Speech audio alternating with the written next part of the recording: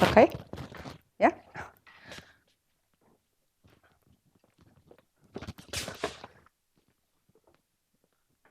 Okay. Okay, so, okay, it started. So I would like to thank the organizers for the opportunity for being in this very nice meeting. I really wanted to come to India, and this was like my chance to come, so I really appreciate that you invited me to come. And so what I'm going to talk about today is, okay, so you have the title there, it's the crossover to the stochastic Burger's equation from the WASEP with a slow bond. So I'm going to talk about this. This is part of the work. So my talk is going to be first focused on this work, which is a joint work with Tertulliano Franco and Marielle. And my idea, okay, so I can tell you the outline of the talk, is that first, what I will do is that I will try to explain what is this WASEP with this slow bond. So what is the definition of the dynamics? In fact, I was trying to make a picture in the board, but I will continue just right after. Then I will describe a little bit what is known about the scaling limits, so the hydrodynamics and the equilibrium fluctuations for this model. And then at the end, I will discuss what is the crossover. So what happens if we tune one of the parameters. Can you hear it? Or yeah. So if you tune one of the parameters, I mean, if I increase the strength of the asymmetry, there is a transition. So there is this crossover from this, what is called the Edwards-Wilkinson universality class to the KPZ class. Okay, so this is the outline of the talk. So first, okay, my slides are a little bit ugly, full of formulas, but I'll make a picture with the rates that I want to define. So this is a collection of models, in fact. So you will see lots of parameters, and the idea is the following. So the dynamics is an exclusion process. So I mean, particles wait a random time, and then they decide to jump to one of the nearest neighbor sites. So whenever the destination site is occupied, the particle does not move and waits for another ring of a clock. But if the site is empty, then it jumps. So the classical exclusion process is the symmetric simple exclusion process, in which the rates to the left and to the right, they are equal and equal to a half. So I will put it like this. This is a symmetric simple exclusion process. So now I will introduce, so I'll fix a bond, let's say -1, 0. So the slow bond means that when I put particles in one of these sites, or at 0, or at -1, or at 0, the rate of jumping is slowed with respect to the rates at other bonds. So I mean, to go from here to here, the rate is just alpha divided by n beta, and the same, so it is in a bond, it's not on a site. And this is the same n to the power beta. So alpha is a parameter. Yeah, okay. Can you see with this color? Yeah. So alpha is a parameter, real parameter, positive, and beta can be greater or equal to 0. Okay.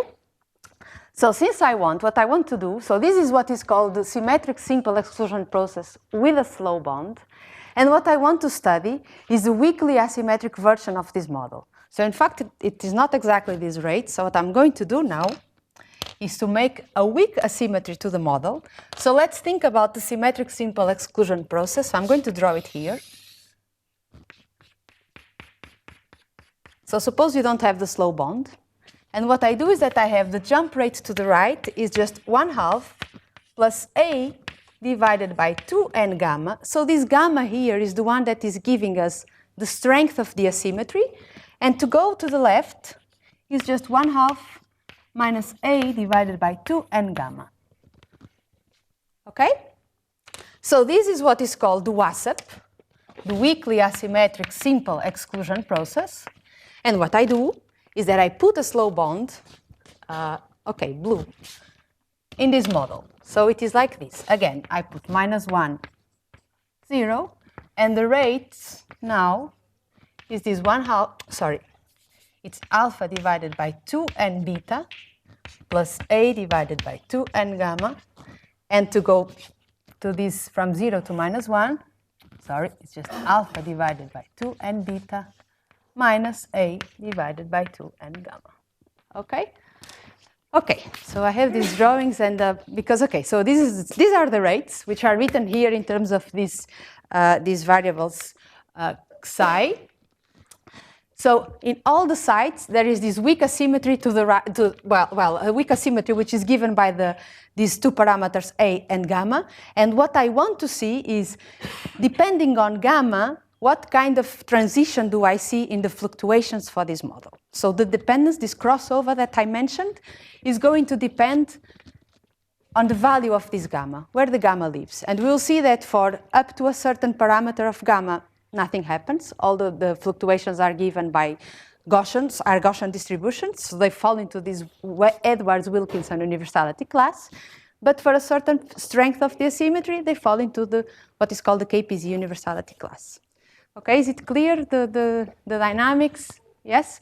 Okay, so now, just to tell you what is known about this model.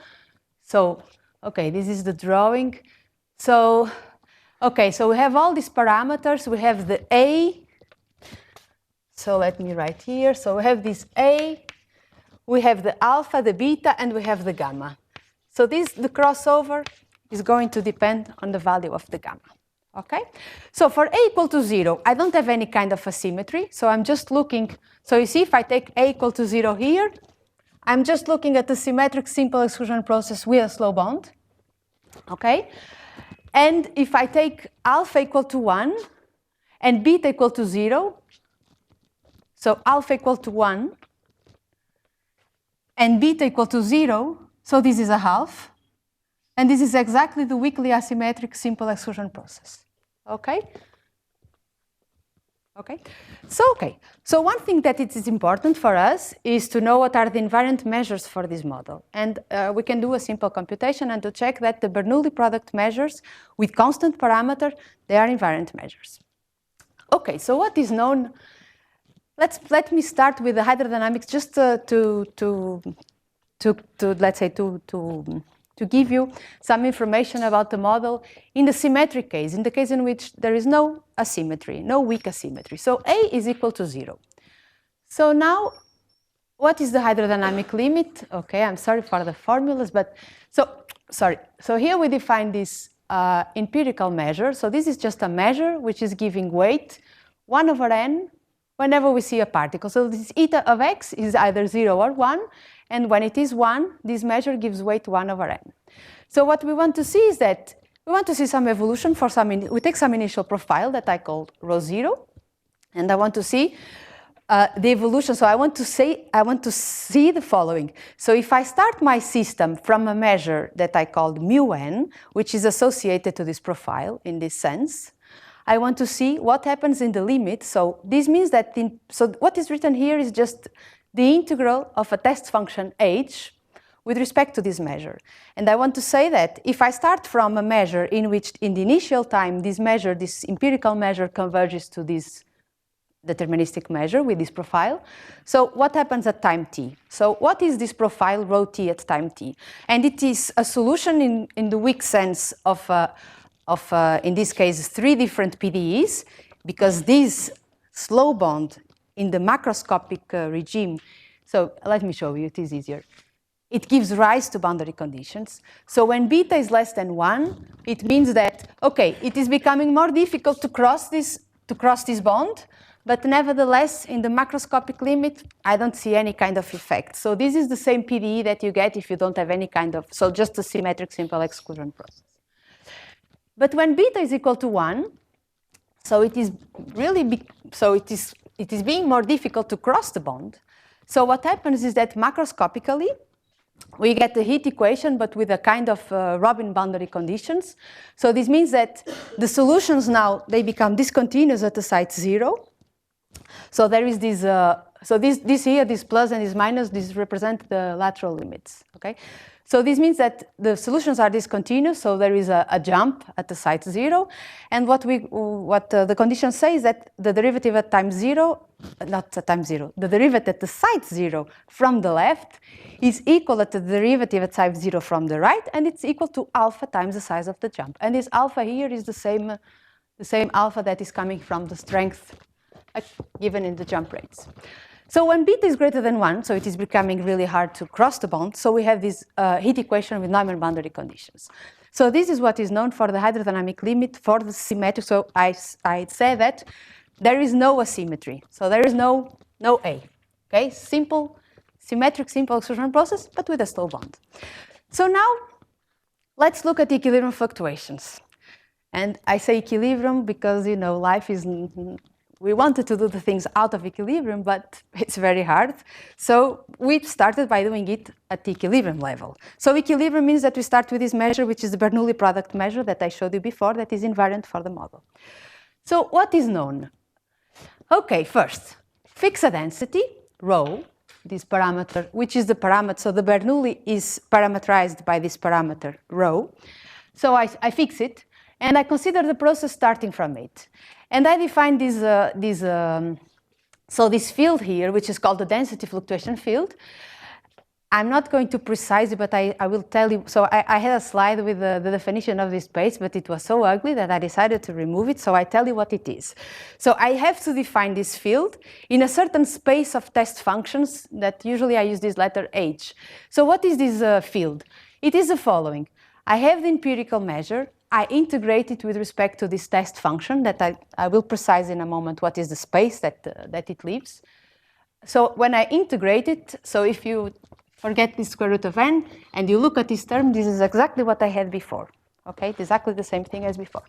Then I remove the average with respect to the invariant state. So the average of this variable is just rho, because this is a Bernoulli. It has Bernoulli distribution with parameter rho, and then multiply everything by square root of n. So the question is, what is the limit of this guy? So where does this, when I take n to infinity, what is the stochastic PDE that I see for the evolution of yt? Okay? So this is the goal of the talk, is to explain what happens and what is the dependence on these parameters beta, gamma, beta and gamma, yes. Okay? It's clear so far? Yes? So let me tell you what are these H beta spaces. So somehow, so that is why I had to introduce the hydrodynamic limit. So these S beta spaces, somehow the conditions that I have to put on the test function H, they are some kind of the dual conditions that I have at the level of the PDE. So in fact, when beta is less than 1, if you remember, it was just a heat equation without any kind of boundary conditions. So my S beta spaces is simply the Schwarz space. So everything is smooth, everything decays. But when beta is equal to 1, I have to require, so somehow this S beta space, I have to require that the test function H that I'm choosing, it has to satisfy the same kind of conditions. So let me put it like this, equal to alpha times. So the test functions are no longer continuous at the site 0. So I have to require these. And for Neumann, I just require that this thing is equal to 0. Okay? So these are the spaces. So I have 3 different spaces, and I have this density field that I have to analyze what happens in the limit. So what is the stochastic PDE that I get in the limit, for the limit of this y and t? So the result for the case A equal to 0, so no weak asymmetry, everything is symmetric, and I just have a slow bond, is the following. So this sequence converges in a certain topology that I will not mention, and it converges to this process, to the Ornstein-Uhlenbeck process, which is given by this PDE here. So these operators, so usually when we are dealing with the usual symmetric simple exclusion process, what we have here is just the usual Laplacian and the space derivative. Here in this case, the only difference is that the solutions now, you see that I have this boundary condition. So the solutions, the test functions are no longer smooth. So these operators are basically, so there is one point in which I cannot make this definition as how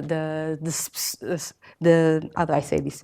The second derivative in space of the function, because it is not continuous, it's not smooth. So this is kind of a Laplacian operator, but defined on the new space of test functions, these S beta spaces, and the same thing for this operator here. So, and this is, well, this is a Brownian motion. So the question now is, okay, so I have these processes in the symmetric case, and what happens if I put a weak asymmetry to the system? Should I see the same kind of behavior? What happens? So one thing to do this, so if you think about the weakly asymmetric, so now let us forget the slow bond. So suppose we don't have a slow bond, and you are looking to the weakly asymmetric simple exclusion process. So if you look at this model, and you take, for example, this gamma equal to 1, you see that the system, so there is an asymmetry in the system, which is not very strong, because I just take gamma equal to 1. Nevertheless, in the Ornstein-Uhlenbeck process that I got here, I get exactly this expression, but there is a drift here that is coming from this asymmetry. And the drift is something like 1 minus 2 rho, the derivative of yt dt. So what I do is that, or either I redefine the field by taking the system moving in a reference frame with this velocity, which is here, or I simply take rho equal to a half, and okay, that's it. So that's what I will do. Let's take rho equal to a half, and let's see what is the limit of this guy now, in which there is a weak asymmetry in the system. So what I say is that if one of these two things happen, so here you see beta is less or equal than 1/2, and I have gamma greater than 1/2. So gamma equal to 1, and I want to increase the strength of the asymmetry. So to increase the strength of the asymmetry means that I have to decrease the value of gamma. Okay, so this is what I do. I have gamma equal to 1, and I want to see how far can I go. So I say, okay, for gamma greater than 1/2, I see nothing. I still see the same process. So it is like the asymmetry is not so strong in order to see some macroscopic effect. And the same thing when beta is greater than 1/2. And okay, I have these conditions that I have to impose because the rates have to be positive, so I have to have this. So I mean, in this case, I don't see anything. I just have the same behavior as if there was no weak asymmetry. So this is what I say, the influence of the asymmetry is not seen in the limit. So what happens if I increase a little bit more the asymmetry? So that is what I want to explain now. So if beta is less than 1/2 and gamma is equal to 1/2, so this means that here I have a square root of n. It becomes more, the asymmetry becomes more strong. What happens is that there is a new term that appears in the equation, which is this term here, which is nonlinear. And this is the, so, okay, so now remember, beta is less or equal than 1/2. So my space of test functions, this is the Schwarz space. So this is the usual Laplacian, this is the derivative, and this is, okay, here there's the derivative. So this is the stochastic Burger's equation.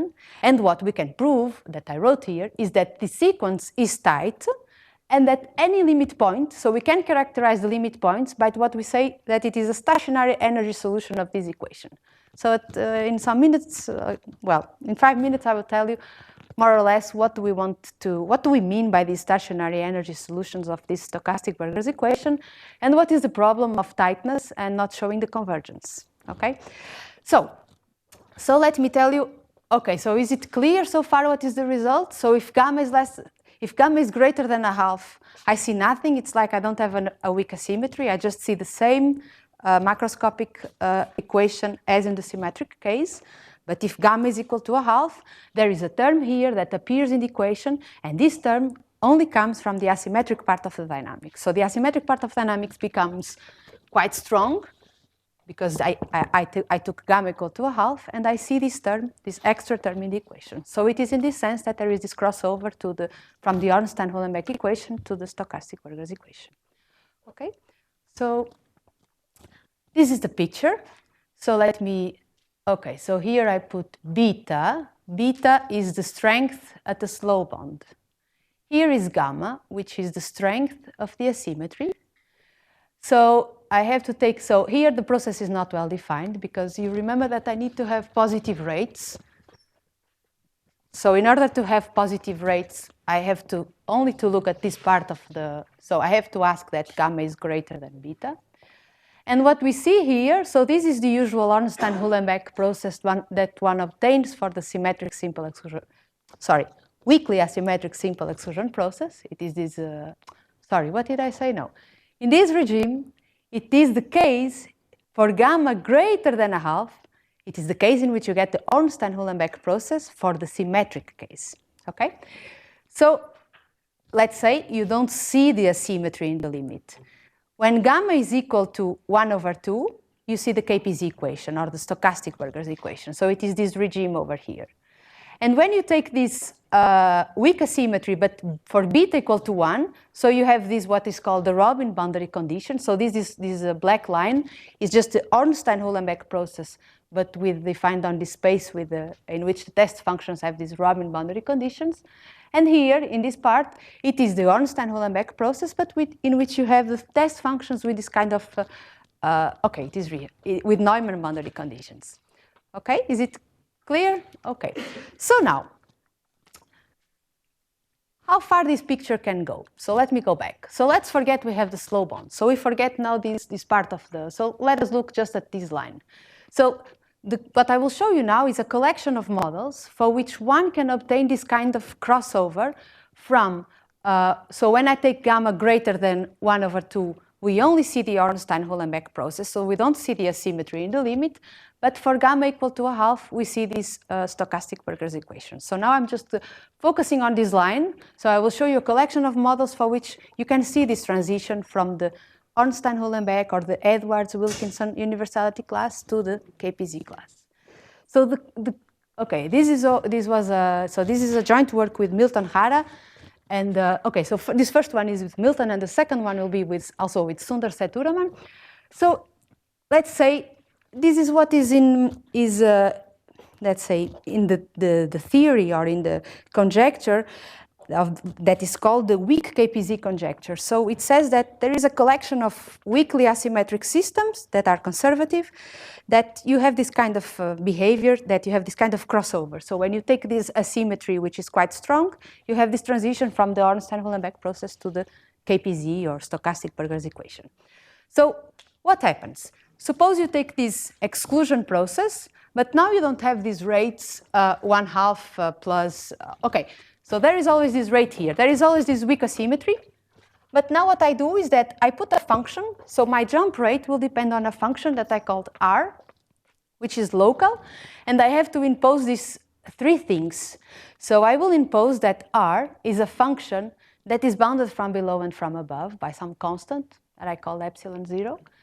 I have to ask that, so when I take 2 configurations, eta and psi, that coincide everywhere, except at 0 and 1, then the rates are the same. And I have this condition, which is quite strong, which says the following.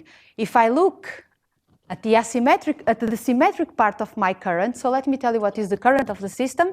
So the current, I will use this letter, J, X, X plus 1, which is the instantaneous rate. So it is the jump rate from a site X to X plus 1 minus the jump rate from X plus 1 to X.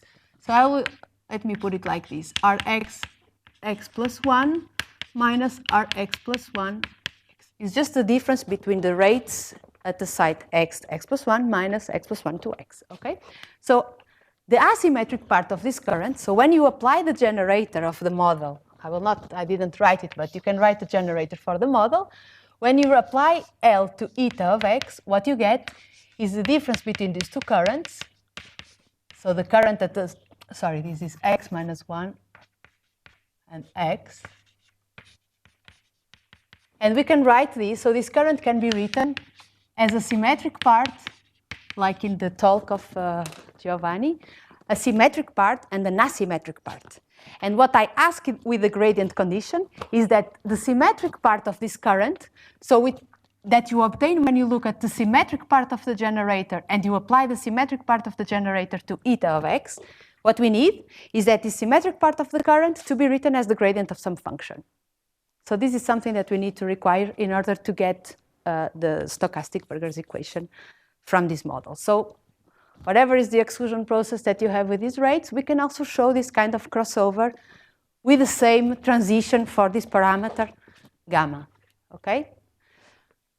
So now, another collection of models that we can do is for the zero range processes. I think I'm not sure if this week somebody mentioned the zero range processes or the last week, but it is like this. So eta t of x now, so it is again a Markov process, but we have the space state. So at each site we can have any number of particles, and eta of x counts the number of particles in that site. And the particles, so the jump rate now, so suppose we have something like this is x, and we have a certain number of particles here. So particles jump to the right or to just to nearest neighbors, and they do it according to some function that I call g. So the jump rate to the right and to the left, so there is always this weak asymmetry, but this is given by g of 3. Okay, so the jump rate to the right or to the left depends on the number of particles that I have at the departing site. And I have to, so in order to have these processes well defined, I have to take this function g, and I have to impose some conditions. So this what it's saying is that if I have no particles, there is no rate, so I can't jump. So g is 0. jk is greater than 0 if k is greater than 1. So it says that if there is a particle, there is a positive probability of having a jump. Means that the system is not degenerate. And I have to have this condition that the function is Lipschitz. And in order to prove our results, we also have to impose one of the 3 conditions. So if you take, for example, functions that satisfy this condition, we can prove the crossover. In this case, that g is sublinear, we can also prove the crossover. And for the case of in which is the indicator function, we can do it. So to prove this, what we had to do, and now I come to the, okay, I have 30 minutes. I'm going to explain you what is the problem in proving, what is the difficult thing in proving this kind of results. So what we had to, so in order to prove this crossover result for this kind of models, these exclusion processes and zero range processes, what we had to use, besides all the assumptions that I put on the slides, is that the system satisfies some bound on the spectral gap. So when you restrict the dynamics of the model to a certain box, you have a bound on the spectral gap that you can control. And this is why I impose all these conditions on the function g, because it is known that for the zero range processes that have this kind of rates, the spectral gap is known and satisfies this condition. Okay? So now let me tell you, I forgot this model. Okay, I'm sorry.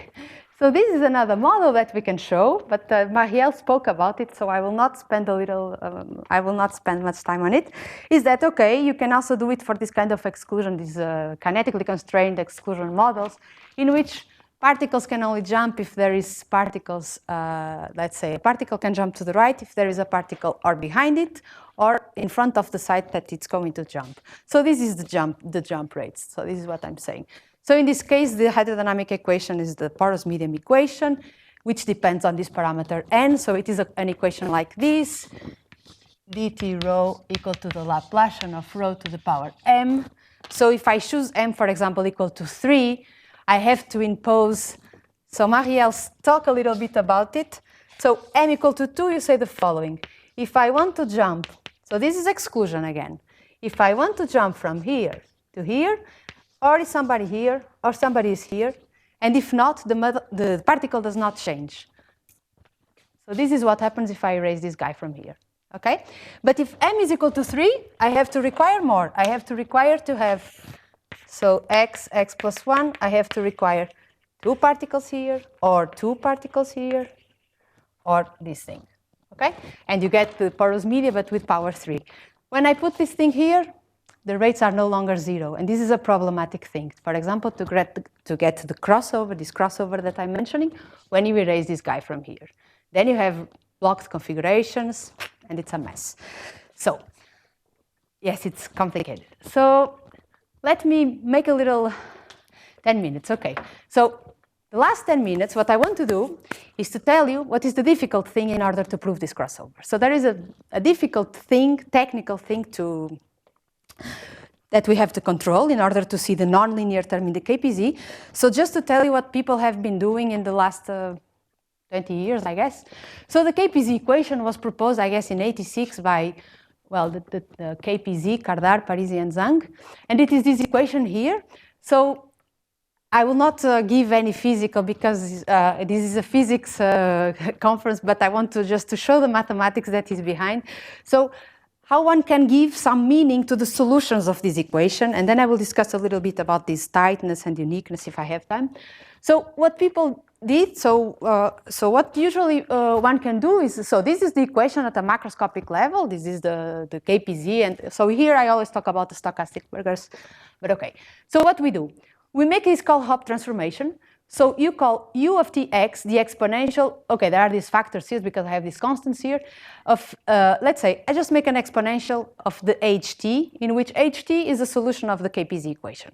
So I exponentiate the solution, and now ut solves a very nice equation, which is linear, which is the stochastic heat equation, but with a multiplicative noise. And now solutions of this equation can be constructed, and then you go back by applying the logarithm.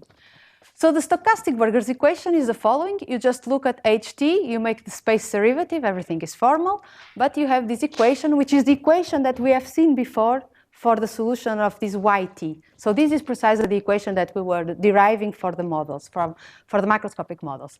So what people have been doing, so I think the first person that introduced this kind of, and you can correct me if I'm wrong, I think the first person who introduced this called Hopf transformation at the microscopic, so at the level of the dynamics, it was Gartner in a paper from 88 or something, in which he was thinking, so he was studying the asymmetric simple exclusion process and trying to prove he proved the propagation of chaos for that model. And then with Dietrich, later, I'm not sure when, but so what they did is that they used the Hopf transformation to look at the weakly asymmetric simple exclusion process in Z, but let's say a weak asymmetric for gamma equal to 1. So they did that for gamma equal to 1. They realized that they could do this the macroscopic transformation at the microscopic level. So how do you do it? You just look at the current, not this current, but the current that I will represent by a J, so J n t x plus 1. So this is the process that counts the number of particles that jump from x to x plus 1 minus the number of particles that jump from x plus 1 to x up to the time t.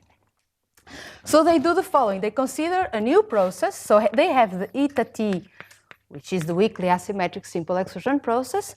They define this current for this process, and now they take the exponential of this J n. Okay, and they work with this process. This process is not very nice because if you try to make, to see what are the let's say the equations that are satisfied by this model, there are linear equations, and they can show that the model goes to the KPZ equation.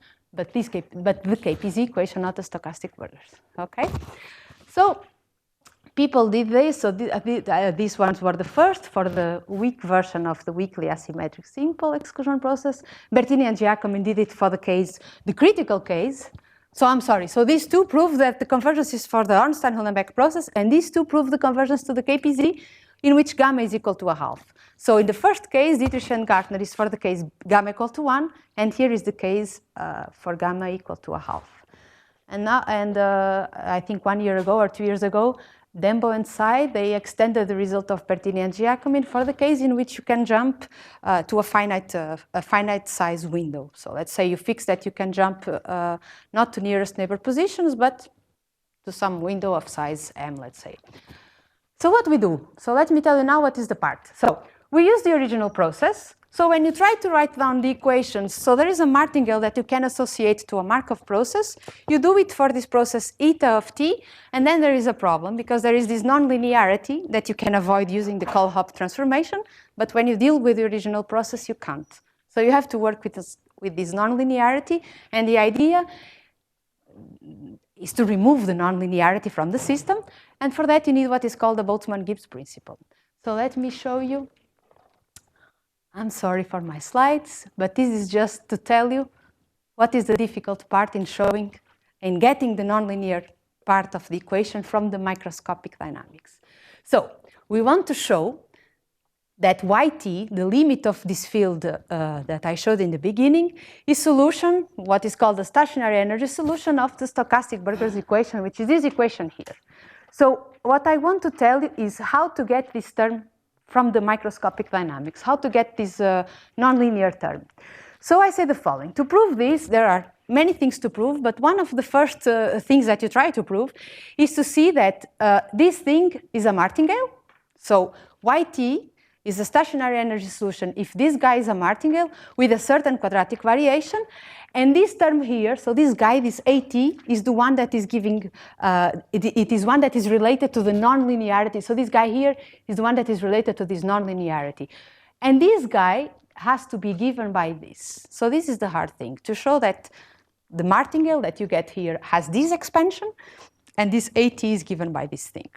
Okay, so let me tell you how from the microscopic dynamics we can get to this identification. Okay, so this is the final part. Okay, so let me just, so just to remember, I defined what is the current. What is important for us is that you take your current, you look at the symmetric part of the current and the antisymmetric part of the current.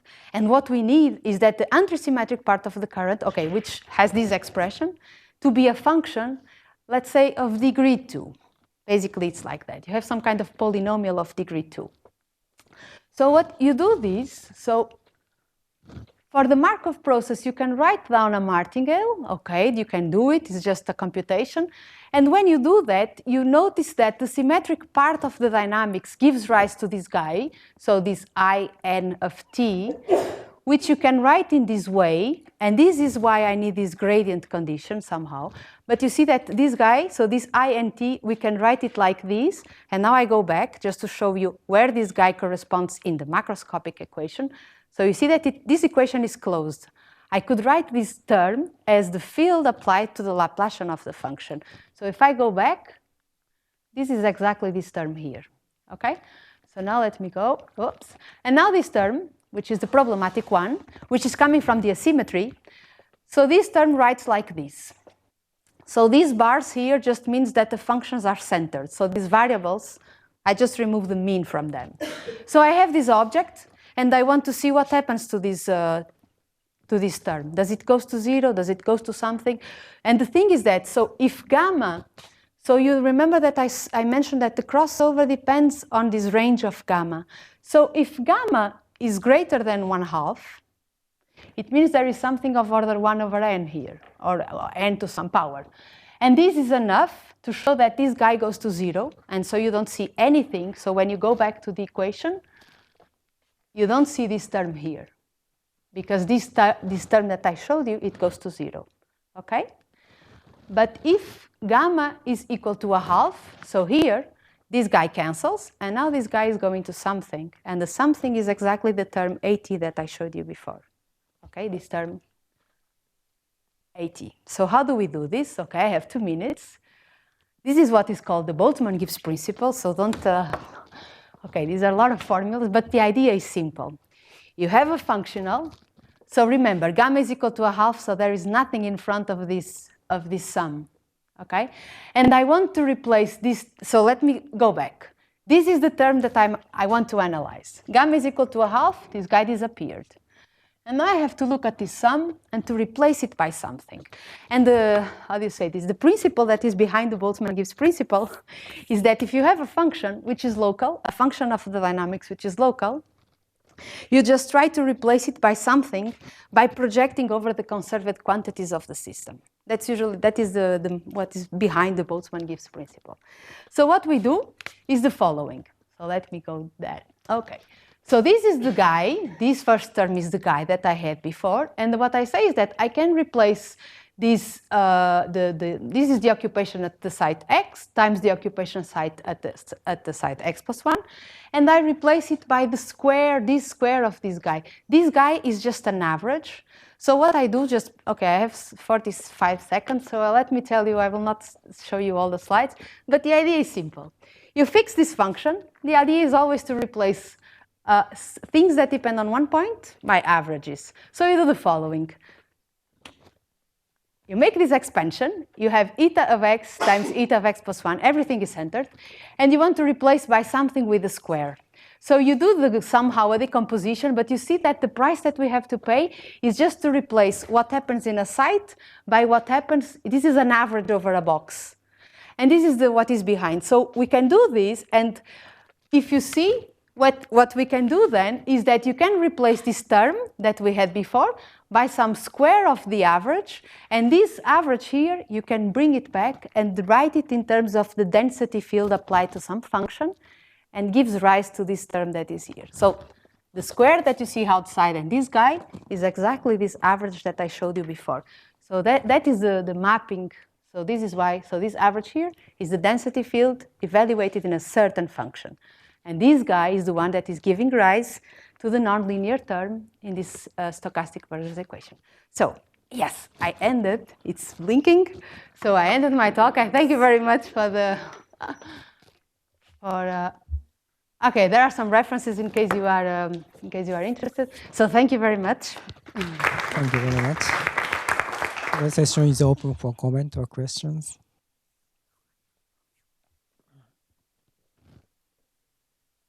Yes, please. So, do you have some nice follow-up for the association detection process with the slow bond? Yes, but the boundary conditions are awful. I mean, you can do the Kohl-Hopf transformation for the slow bond, but the boundary conditions for the Xi process that I wrote there, I wrote it, well, whatever. So you can do the Kohl-Hopf transformation for the slow bond, but this new process also has boundary conditions, which are very difficult also to. So it's basically as difficult as starting from the original process. But you can do it. It is possible.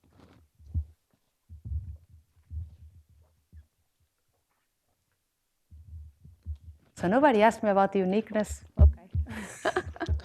I was thinking that somebody was going to. Any other questions? Okay, so if not, time is up already up. So let's thank the speaker again.